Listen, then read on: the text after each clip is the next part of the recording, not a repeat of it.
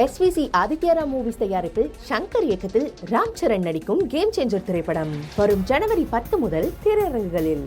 இஸ்ரோவின் PSLV C-60 rocket நாளை விண்ணில் பாய உள்ளது. விண்வெளியில் ஸ்பேஸ் டாக்கிங் என்ற தொழில்நுட்ப பரிசோதனைக்காக இந்த திட்டம் செயல்படுத்தப்பட இருக்கிறது. இது பற்றி விவரிக்கிறார் செய்தியாளர் ரமேஷ். 5, 4, 3, 2, 1, 0. இந்திய விண்வெளி ஆய்வு நிறுவனமான இஸ்ரோவிற்கு பல வெற்றிகளை தேடி கொடுத்த PSLV இந்த ராக்கெட் மற்றொரு முக்கியமான ஒரு பரிசோதனைக்காக பயன்படுத்தப்பட இருக்கிறது. அதாவது விண்ணுக்கு மனிதனை அனுப்பக்கூடிய ககன்யான் திட்டத்திற்கும் அதே போல ஏற்கனவே சர்வதேச நாடுகள் எல்லாம் ஒரு சர்வதேச விண்வெளி மையத்தை வைத்திருக்கிறார்கள். அதே போன்று இந்தியாவிற்கென்றும் ஒரு விண்வெளி மையம் கட்டமைப்பதற்கும் ஸ்பேஸ் டாக்கிங் என்ற அந்த 2 விண்கலங்களை இணைக்கக்கூடிய ஒரு முயற்சிக்காக PSLV இந்த முறை விண்ணில் பாய்கிறது. இந்த தொழில்நுட்பம் என்றால் என்ன என்பது குறித்து விரிவாக பார்க்கலாம். PSLV ராக்கெட்ல வழக்கமாக ஒரு விண்கலனை தான் அனுப்புவாங்க. ஆனால் இந்த முறை 2 விண்கலன்களை அனுப்புகிறார்கள். ஒன்று பெயர் டார்கெட், இன்னொன்று பெயர் சேசர். அதாவது புவியுடைய சுற்றுவட்ட பாதையில் நிலைநிறுத்தப்பட்ட பிறகு இந்த 2க்குமான இடைவெளி முதல்ல 20 கிலோமீட்டர் இருக்கும். அதாவது வேகமாக செல்லக்கூடிய 2 டூ வீலரில் இருக்கவங்க தங்களுடைய பொருட்களை பரிமாறிக்கணும்னா ரொம்ப கவனமாக பரிமாறணும், இல்லைன்னா கீழே விழுந்துருவாங்க. அந்த மாதிரி தான் டார்கெட்டுக்கும் சேசருக்குமான இடைவெளி 20 கிலோமீட்டரிலிருந்து 3 மீட்டராக குறைக்கக்கூடிய பணிகளை கீழிருந்து செயல்படுத்துவார்கள்.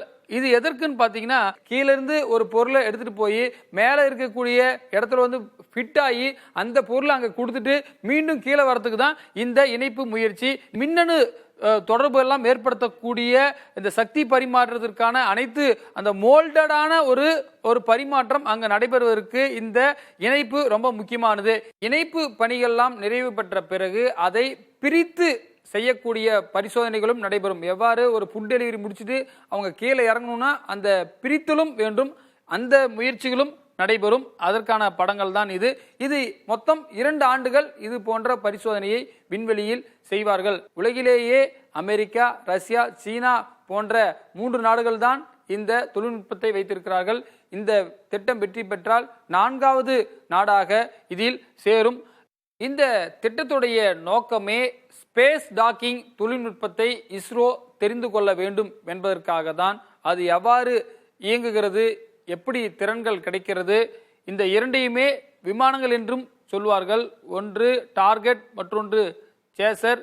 இந்த 2க்கும் இடையிலே எவ்வாறு மின்சாரம் கடத்தப்படுகிறது, தொலைத்தொடர்பு எவ்வாறு கடத்தப்படுகிறது என்பதை அவர்கள் இணைத்தும் பார்ப்பார்கள், 2யும் பிரித்தும் பார்ப்பார்கள். ஒருவேளை ஒரு டெலிவரி முடிச்சுட்டு கீழே வரணும், அதுக்கு பிரித்து வைக்கக்கூடிய தொழில்நுட்பமும் தேவை. அந்த பரிசோதனையும் செய்வார்கள். இதையெல்லாம் எதற்காக என்று சொன்னால், விண்ணுக்கு மனிதனை அனுப்பக்கூடிய ககன்யான் திட்டத்திற்கு மிகவும் அவசியம் இந்த தொழில்நுட்பம். ஏனென்று சொன்னால், மனிதனை அனுப்புவதற்கு இந்த தொழில்நுட்பம் இருந்தால்தான் அவர்கள் மேலே சென்றுவிட்டு கீழே இறங்க முடியும். அடுத்ததாக சந்திரயான் 4 திட்டம்.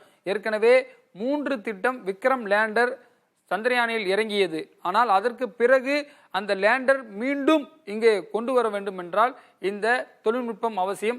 அதற்காகவும் இது தேவைப்படுகிறது. அது மட்டும் இல்லாமல் ஒரு விண்வெளி மையம் இந்தியாவிற்கு கட்டமைக்க திட்டமிட்டிருக்கிறார்கள். சர்வதேச மையம் பல நாடுகள் சேர்ந்து இருக்கிறார்கள்.